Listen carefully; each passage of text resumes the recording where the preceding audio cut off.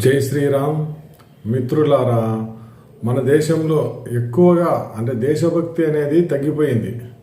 దేశం అంటే దేశంలో ఉన్న ప్రజలు కానీ, భూభాగాన్ని కానీ, ప్రభుత్వాన్ని కానీ ఏమాత్రం గౌరవించకుండా అందరినీ విమర్శించడం, భూభాగాన్ని నాశనం చేయడం, ఇట్లా పన్నులు కట్టకుండా ఉండడం, ఇదే అన్నమాట దేశానికి విద్రోహం చేయడం అన్నమాట. ఆ ప్రభుత్వ ఆస్తులను ధ్వంసం చేయడం. ఇప్పుడు దేశభక్తి నాకు తెలిసినంత వరకు మేము చిన్నప్పుడు ఎట్లా ఉన్నామంటే, ఇప్పుడు లాల్ బహదూర్ శాస్త్రి ఉన్న పీరియడ్లో చాలా వరకు దేశభక్తులు అనేవాళ్ళు ఉండేవాళ్ళు, వాళ్ళకు గౌరవం ఇచ్చేవాళ్ళు. ఈ దేశం నాది, ఈ దేశంలో ఉన్న ప్రజలు నా వాళ్ళు అని అనుకునేవారు. తర్వాత ఇందిరాగాంధీ ప్రధానమంత్రి అయ్యారు. అప్పటి నుంచే మొదలైందనమాట. తర్వాత ఎమర్జెన్సీ విధించడం, తన పదవిని కాపాడుకోనికి ఎంతోమంది 1,40,000 మందిని జైల్లో వేయడం, ఇదంతా జరిగింది.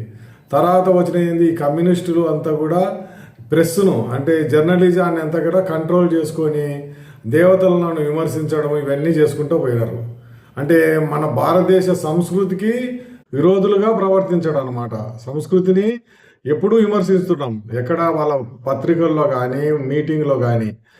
అటువంటి చేయడం వల్ల ఏమవుతుంది, పిల్లలకు నాస్తిక భావం పెరిగిపోయి అసలు దేశభక్తి అనేదే లేకుండా పోయింది. పక్కన వాడిని గౌరవించకూడదు, నేను పక్కవాడిని దోచుకోవాలి అనే మనస్తత్వం చాలా మందిలో పెరిగిపోయింది.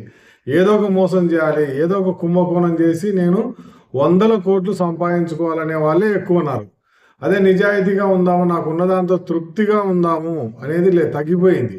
ఎందుకోసము ఇదే దేశభక్తి అనేది తగ్గిపోవడం వల్ల, దేశద్రోహులు అనేవాళ్ళు పెరిగిపోవడం వల్ల, దేశద్రోహులు విపరీతంగా పెరిగారు. ఇప్పుడు నేను ఒక్కొక్కరి గురించి చెప్తాను, వాళ్ళు ఎలా ప్రవర్తిస్తున్నారు. దేశద్రోహులకు మద్దతు ఇస్తున్న వారు ఎటువంటి వాళ్ళు. ఇప్పుడు అలా చేసుకుంటూ పోతే ఆఖరికి మన దేశం ఏమవుతుంది, దేశ విద్రోహులు రగిల్చిన అగ్నిలో మనం కూడా బూడిద కావాల్సి వస్తుంది, మన కుటుంబం కూడా నాశనం కావాల్సి వస్తుంది. ఇప్పుడు జమ్మూ కాశ్మీర్లో ఏం జరిగింది, పశ్చిమ బెంగాల్లో ఏం జరుగుతుంది, లేకపోతే అస్సాంలో ఏం జరిగింది, ఇదన్నీ కూడా నేను వివరిస్తాను. ఎందుకంటే ఎంతో మనం కష్టపడి సంపాదించుకున్న స్వతంత్రాన్ని ఈ దేశద్రోహులు విచ్ఛిన్నం చేస్తున్నారు. దేశాన్ని అధోగతి పాలు చేయాలని చెప్తున్నారు అన్నమాట. ఏదైనా మా ప్రభుత్వము మంచి పని చేస్తుంది అనుకోండి, దాన్ని విమర్శించడము, ఇట్లా దేశ విద్రోహ శక్తులు బలపడి ఏ పనులు చేస్తున్నాయి, వారికి ఎవరెవరు మద్దతు ఇస్తున్నారని చెప్పడమే ఈరోజు వీడియో యొక్క ముఖ్య ఉద్దేశం.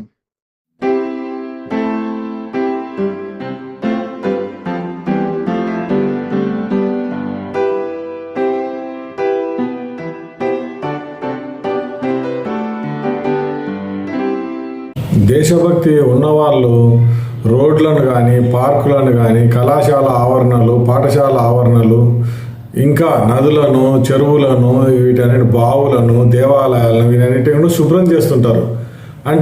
ఏ విధమైన పారితోషికం తీసుకోకుండా వాళ్ళకు మనసుకు తోచింది కాబట్టి ఇది దేశానికి సంబంధించిన విషయము, దేశాన్ని పరిశుభ్రంగా ఉంచడంలో నేను పాలు పంచుకుంటున్నాను అనే ఉద్దేశంతో వాళ్ళు శ్రమ తీసుకొని ఈ పనులన్నీ చేస్తుంటారు అనమాట.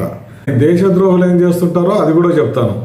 మన దేశంలోని క్రికెట్ టీం కానీ, లేకుంటే వేరే కబడ్డీ టీం కానీ, ఇంకొకటి స్పోర్ట్స్లో ఓడిపోయింది, వేరే దేశం గెలిచింది అనుకోండి, అప్పుడు వేరే దేశం గెలిచినందుకు వీళ్ళు సంబరాలు చేసుకుంటారు. వీళ్ళు ప్రభుత్వ ఖర్చుతో విదేశాలకు పోతారు అనుకోండి, అక్కడ పోయి మన ప్రభుత్వాన్ని విమర్శిస్తారనమాట. దేశాన్ని విడగొట్టాలి అని ప్లాన్ చేయడం, దేశంలో అల్లకల్లోలు సృష్టించాలని ప్లాన్ చేయడం, మత కలహాలు సృష్టించి అల్లర్లు లేవదీసి ప్రభుత్వాన్ని పడగొట్టాలి అని ప్రభుత్వం చేసిన చట్టాలను విమర్శించడం, వాటికి ధర్నాలు చేయడము. సిటిజన్షిప్ అమెండ్మెంట్ యాక్ట్ అని ఉంది కదా, దానికి వ్యతిరేకంగా ఎన్నో రోజులు ధర్నాలు చేయడము. తర్వాత రైల్వే స్టేషన్లను తగలబెట్టడం, బస్సులను తగలబెట్టడము, ఇంకా చాలా ప్రభుత్వ ఆస్తికి నష్టం చేయడము, ఇవన్నీ చేస్తుంటారు. వీటికి అన్నిటికీ కారణం ఏంటంటే ఈ కాంగ్రెస్, మన దేశంలో ఉన్న కమ్యూనిస్టులు, వీళ్ళిద్దరు కూడా మద్దతు ఇస్తుంటారు అన్నమాట. మన దేశం మంచిది కాదు, ఇక్కడ చాలా అన్యాయం జరిగిపోతుంది, చాలా బీదరికం ఉంది, అసలు అభివృద్ధి అనేది లేనే లేదు, స్వచ్ఛ భారత్ పనిచేయడం లేదు, మేక్ ఇన్ ఇండియా అది కూడా పనిచేయడం లేదు, అసలు ఏదీ లేదు. మరి జిఎస్టీ వసూళ్ళు దేశం మొత్తం మీద 90,000 కోట్లు మాత్రమే ఉండేది ఫస్ట్. తర్వాత 1,00,000 దాటింది, 1,50,000, ఇప్పుడు 2,00,000 కోట్లు ప్రతి నెల కూడా జిఎస్టీ వసూలు అవుతుంది. ఎంత అభివృద్ధి జరిగిందో మీరే ఆలోచన చేసుకోవాలి. కానీ వాళ్ళ దేశద్రోహులకు ఇవన్నీ కూడా కనిపించవు.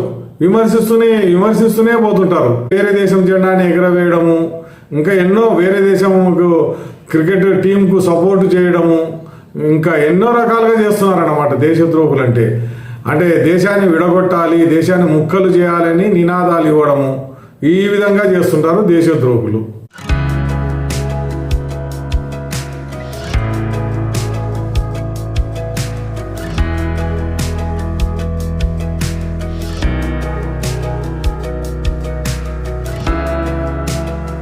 ఢిల్లీలోని జవహర్లాల్ నెహ్రూ యూనివర్సిటీ కేంద్రంగా టుకుడే గ్యాంగ్ అని, అంటే భారతదేశాన్ని ముక్కలు చేయాలి, మేము ముక్కలు చేస్తాము, భారత్ తెరే టుకుడే కరేంగే, ఇన్షా అల్లా అని నినాదాలు ఇచ్చారు.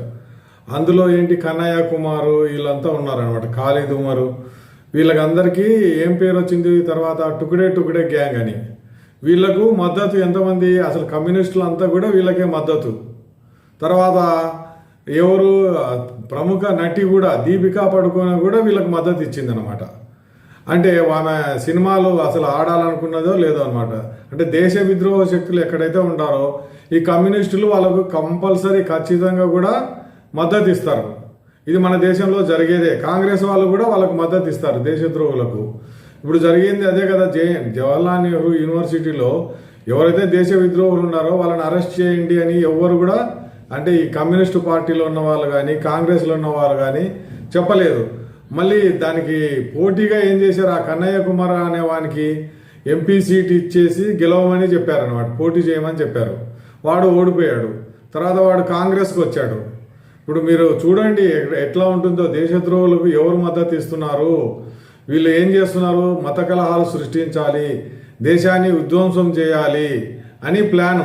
హర్యానాలోని జ్యోతి మల్హోత్రా మిగతా కొంతమందితో కలిసి దేశంలో ఉన్న రహస్యాలన్నీ తీసుకుపోయి పాకిస్తాన్కి వెళ్ళి ఏదో పర్యాటక ప్రదేశాలు చూస్తున్నట్టు వీడియో పెట్టింది. కానీ నిజానికి ఏంటి, ఈమె ఇక్కడ ఉండే రహస్యాలన్నీ తీసుకుపోయి అక్కడ ఇచ్చేసి అక్కడ డబ్బులు సంపాదించుకోవడానికి. తర్వాత పోలీసులు అరెస్ట్ చేశారు, బెయిల్ కూడా రాలేదు. వీళ్ళు సర్జీలు కానీ తర్వాత ఖాలిద్ కానీ ఇద్దరు ఏంటి దేశద్రోహులు, దేశాన్ని ముక్కలు చేయాలి, అస్సాము ఇటువంటి 7 సిస్టర్స్ ఉన్నాయి కదా అక్కడ ఈశాన్య రాష్ట్రాలను భారతదేశం నుంచి విడగొట్టాలనే ప్లాను. ఇప్పుడు వాళ్ళిద్దరికి కూడా ఏంటి, ఈ సర్జీలు ఖాలిద్ అనే ఇద్దరికి కూడా బెయిల్ రాలేదు. సుప్రీంకోర్టుకు వెళ్ళినా కూడా 5 సంవత్సరాల నుంచి జైల్లో ఉన్నారనమాట దేశద్రోహులకు. అదే కానీ వాడెవడో న్యూయార్క్ మేయర్ ఏం చెప్తాడు, వీళ్ళ గురించి ఏదో మాట్లాడతాడు అనమాట. వాని గురించి వాడు అక్కడ న్యూయార్క్లో వీధులు శుభ్రం చేసుకోవడం కానీ నీళ్లు సరఫరా చేసుకోవడం కానీ ఇవి చేసుకోవాలి మేయర్ అంటే. కానీ వాడికి ఏదో రాజకీయాలు, భారతదేశంలోని రాజకీయాలు వానికి కావాలంట. వాడు ఏదో రాతపూర్వకంగా ఇక్కడ రాసి ఇచ్చాడు వానికి ఏదో బెయిల్ కావాలని.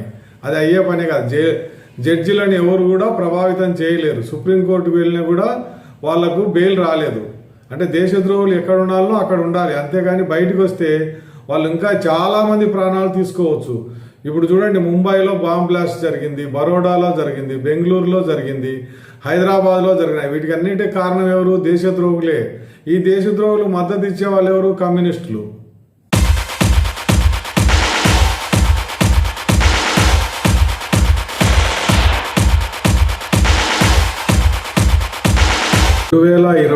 లో సికింద్రాబాద్ రైల్వే స్టేషన్ను కాల్చారు. దానికి సూత్రధారి ఎవరు, ఆవుల సుబ్బారావు అని. ఆయన ఒక కోచింగ్ సెంటర్ పెట్టుకొని ఏదో నడుపుకుంటున్నాడు.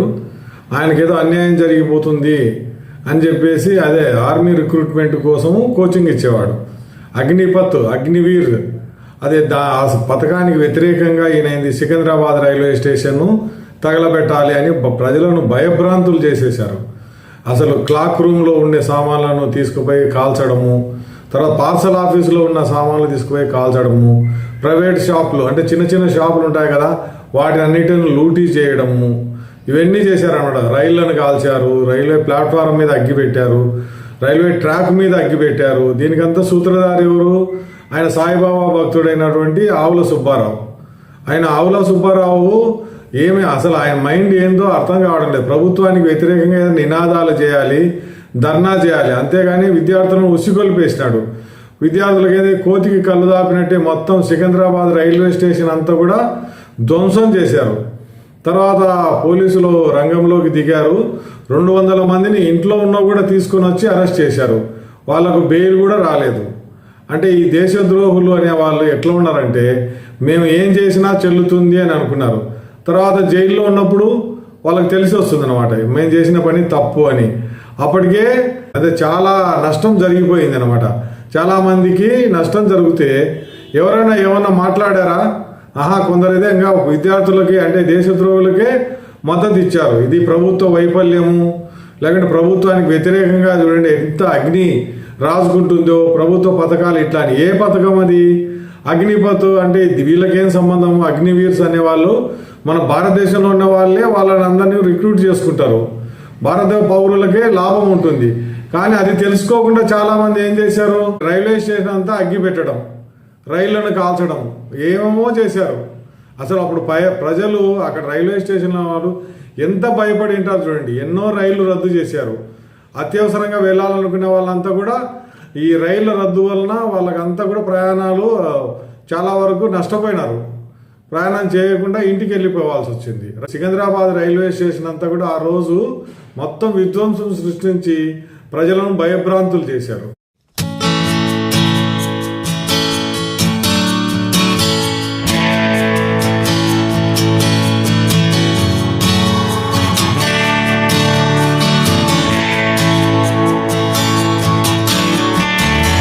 మధ్య ఢిల్లీలో కార్ బాంబ్ బ్లాస్ట్ జరిగింది. దానికి కారణం ఏంటంటే అల్ఫలా యూనివర్సిటీలో పనిచేసే ప్రొఫెసర్లు అనమాట. అది ఎక్కడుంది? ఫరీదాబాద్, హర్యానాలో. అక్కడ పనిచేసే వాళ్ళంతా కూడా ఒక గ్యాంగ్గా ఏర్పడి భారతదేశంలో చాలా చోట్ల బాంబ్ బ్లాస్ట్ చేయాలి, బాంబులను వేసి చాలామందిని చంపాలి అని అనుకొని ప్లాన్ వేశారు. కానీ వాళ్ళు ఇప్పుడు దొరకడం లేదు. వాళ్ళని అరెస్ట్ చేయడానికి కూడా వీలు కావడం లేదు. ఎక్కడున్నారో తెలియడం లేదు. అంటే డాక్టర్గా చదివి ప్రొఫెసర్గా పనిచేస్తున్న వాళ్ళు ఈ పని చేశారు. అంటే చాలామందిని చంపాలి, మేము ప్రాణం కాపాడడం కాదు ప్రాణం తీయాలి అని. ఇప్పుడు తర్వాత ఇంకొక విషయం ఏంటంటే క్లీన్ ఎయిర్ ప్రొటెస్ట్. అంటే గాలి అక్కడ ఢిల్లీలో చాలా అది ఊపిరి తీసుకొని కూడా వీలు కావడం లేదు. దానికి వ్యతిరేకంగా మేము ధర్నా చేస్తామని అనుమతి తీసుకొని కొంతమంది అంటే ఆ జేఎన్యూ వాళ్ళే అనమాట. అంటే వీళ్ళంతా కమ్యూనిస్టులంతా కూడా పర్మిషన్ తీసుకొని అక్కడ ఏం చేశారు, హిడ్మా అనే నక్సలైట్ అంటే చనిపోయినాడు కదా, ఆయన గురించి నినాదాలు చేయడం. పోలీసులు అట్లా కాదు, మీరు పర్మిషన్ తీసుకునేది ఏంది, ఇక్కడ గాలి అదే వాయు కాలుష్యం ఉంది అని చెప్పి తీసుకున్నారు. వాయు కాలుష్యానికి వ్యతిరేకంగా ఏదైనా నినాదాలు చేయాలని. కానీ ఏంది, హిడ్మాను పొగుడుతూ హిడ్మాను కీర్తిస్తూ వీళ్ళు నినాదాలు చేశారు. అప్పుడు పోలీసులు వాళ్ళని అరెస్ట్ చేయకపోతే వాళ్ళ మీద పెప్పర్ స్ప్రే అంటే మిరియాల స్ప్రేను, మిరియాల పొడి స్ప్రే చేశారు. స్ప్రే చేస్తే పోలీసులు వాళ్ళని అందరినీ అరెస్ట్ చేశారు. 17 మందిని అరెస్ట్ చేసి జడ్జి ముందర ప్రవేశపెడితే జడ్జి 3 రోజులు వాళ్ళను జైల్లో ఉండాలని చెప్పినారనమాట. అంటే వాళ్ళ డిగ్రీ సర్టిఫికెట్లన్నీ కూడా రద్దు అయిపోతాయి. వీళ్ళకు తెలియడం లేదు, ఎవరో చెప్పినారు, మాకు డబ్బులు ఇచ్చినారు, భోజనాలు పెట్టినారు, సారా దాపించినారు, మేము ప్రొటెస్ట్ చేస్తే మాకేం పోదులే అనుకున్నారు. కానీ తర్వాత భవిష్యత్తు అంతా కూడా నాశనం అవుతుంది. అసలు సక్రమ దారిలో పోకుండా దేశ విద్రోహంగా ఏదైనా పనులు చేస్తే ఎవరు ఊరుకుంటారు? చట్టం తన పని తాను చేసుకుంటూ పోతుంది. శిక్ష అనేది తప్పకుండా ఉంటుంది. ఇది గమనించకుండా చాలామంది ఏంది, మేము కమ్యూనిస్టులము, మాకు ఎదురు లేదు, మేము దేశానికి వ్యతిరేకంగా పనిచేస్తాము అనుకుంటే మాత్రం కాదనమాట. ఈ కాంగ్రెస్ కమ్యూనిస్టులు దేశ విద్రోహులకు ఎంత మద్దతు ఇస్తారు? బయట మద్దతు ఇవ్వచ్చు, జైలుకు పోయిన తర్వాత చట్ట ప్రకారం వాళ్ళని జైల్లో పెట్టాల్సిందే, శిక్ష అనుభవించాల్సిందే.